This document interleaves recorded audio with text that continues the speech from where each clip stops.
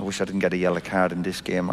People always remember the yellow card I got in the semi-final, but I'd obviously got a yellow card against Inter Milan in the quarter-final, and I knew once I got the yellow card in the quarter-final, I thought I'll do well to get through the next few games. Right. So, yeah. But that's like. We'll get back to Roy in just a quick second, but remember, if you like this video, please like, share and subscribe. And also, don't forget to click the notification button so that you know when the next Big D video hits. And also, if you've got something to say, the comment section's for you. If something's bubbling up inside of you that you need to get off your chest, even if it is Big D, you're talking nonsense, stick it in the comments. I read all of the comments. Anyway, in this clip, Roy Keane is going to be talking a little bit about his career. He's going to be reflecting on 1999 and also missing the 1999 Champions League final as well. And I really like this clip because it kind of gives... Well, it actually gives a really good insight to the type of personality Roy Keane actually is deep down.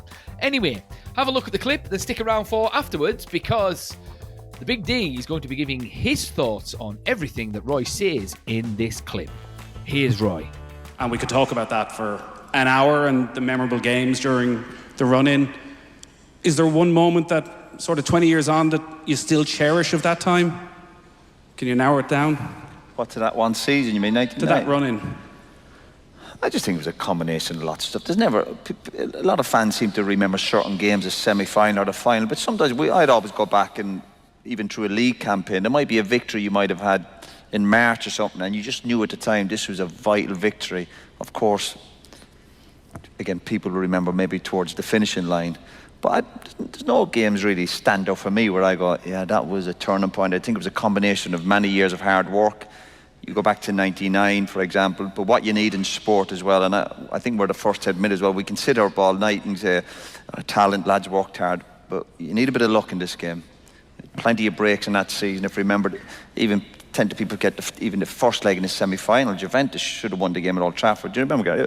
You're probably better, memory's better than mine, but they had 2 or 3 great chances. The game should have been dead and buried, but what you have to do at the top level sport as well, and United, again, your memory can play tricks on you, as if United, we were brilliant every week and winning games comfortably. No, we weren't. But what we do, we'd stay in games, or we'd keep going till the end. Again, go back to it, no coincidence, a lot of late goals, etc. And honestly, a bit of luck. You need a bit of luck along the way. Have you allowed yourself to concede that having played 12 or 13 games in the Champions League, that you were a massive part of them winning the European Cup, or is there an asterisk in your head? I suppose deep down, I probably don't feel I have won it. No, but genuine. But I don't necessarily want 1 or 2 games to try and define my career either.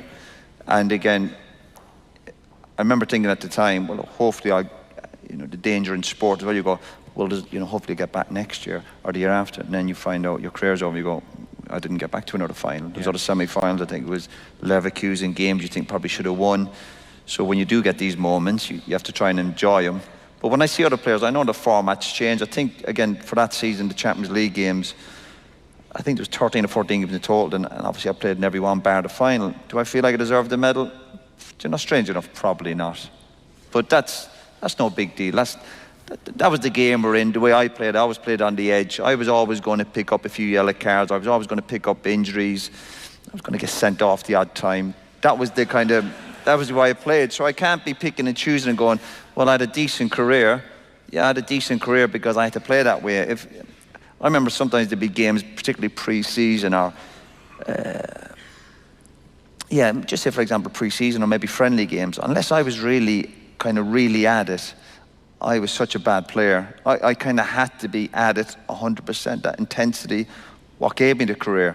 So I can't then, on one hand, going, yeah, but I ended up missing that final, but I wouldn't have had the career without that. So you can't have your cake and eat it. There was going to be sacrifices along the way, and that was going to be me missing games. Obviously, same for Scholesy. Scholesy obviously was fortunate enough to get back a few years later when they beat Chelsea.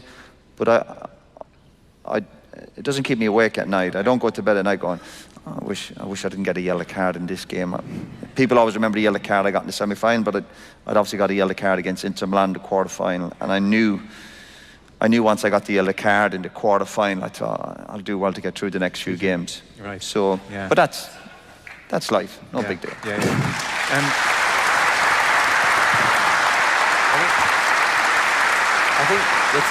think sorry. I think the type of team that we had, I mean, Scholesy and Roy missed the final. But I also think they're the type of people that if they'd not played in the previous 12 and only played one game in the final, they would also say that they didn't deserve it. Probably, yeah. See, the thing is with Roy Keane comes across as a very self-deprecating, brutally honest, as far as he sees it, individual. And he kind of, I don't know, he almost talks himself down a little bit as well. Like, I mean, you know, when he says that he doesn't feel as though he deserves a medal because he didn't play in the final. I mean, that's just ludicrous. I mean, I kind of understand the logic, but it's ludicrous because Manchester United would not have been in that final had it not been for Roy Keane, particularly in the previous game in the second leg against Juventus. You know, and we all know that.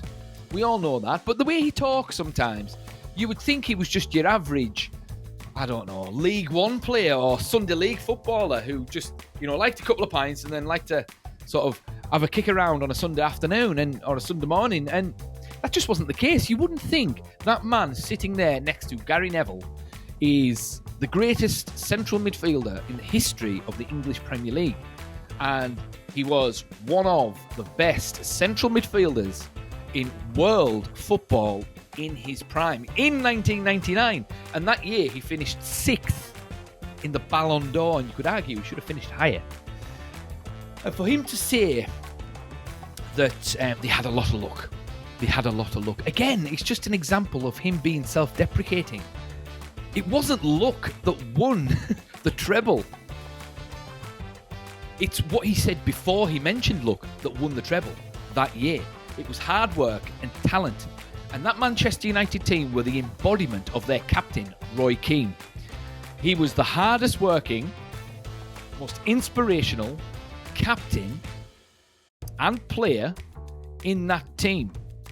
And the semi-final second leg, and well, you know, he talks about Juventus should have won that first leg at Old Trafford. Well, maybe, but they had the game won in the second leg. But Roy Keane was booked for the eventual final. So Manchester United's best player, arguably, in that second leg semi-final, psychologically you'd think, well, any normal sort of opposition player would have thought maybe that he would have checked out and the game was won. But that didn't happen. Roy Keane pulled his socks up, metaphorically speaking, got stuck in and dragged that Manchester United team to the final. Even though everything was against them, they were beaten on paper, but they dragged the game by the scruff of the neck to that finish line with 3 goals. One more than Juventus that night. So I disagree with Roy on that front, generally speaking. However, I would concede we were lucky in the final.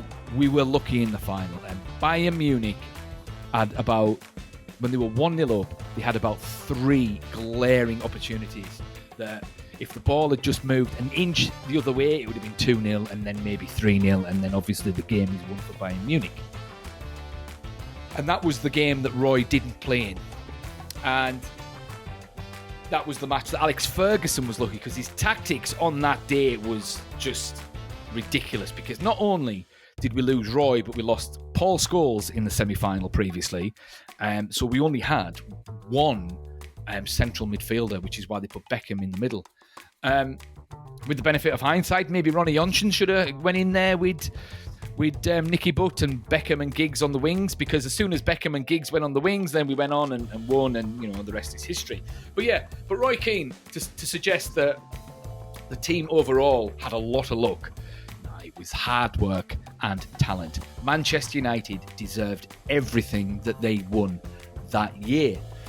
But yeah, I mean, not playing in the final, I mean, I can understand why he might think that's, particularly based on his sort of self-deprecating nature. But it is what it is.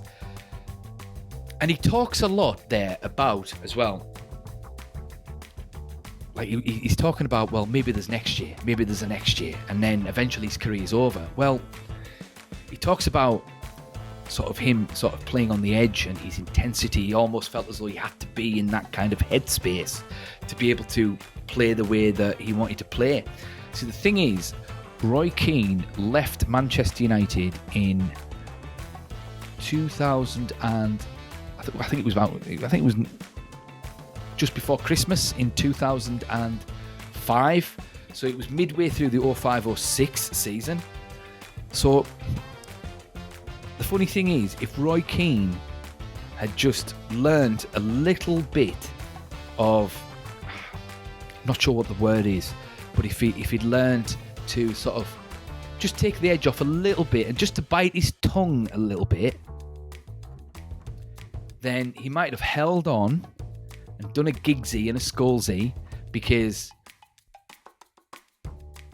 2.5 years later, they got to the final again and they won. So that might have been his redemption arc. But unfortunately, sometimes Roy's his own worst enemy. But hey ho, we won't hold that against him. Still an absolutely fantastic player and a lot better than what he might suggest. But anyway, what do you guys think? Do you think Roy Keane is self-deprecating to a fault? And do you think if he just learned to temper himself and just mellowed out a tiny bit towards the end, he might have, stayed at Manchester United for a little while longer and played in the 08 final?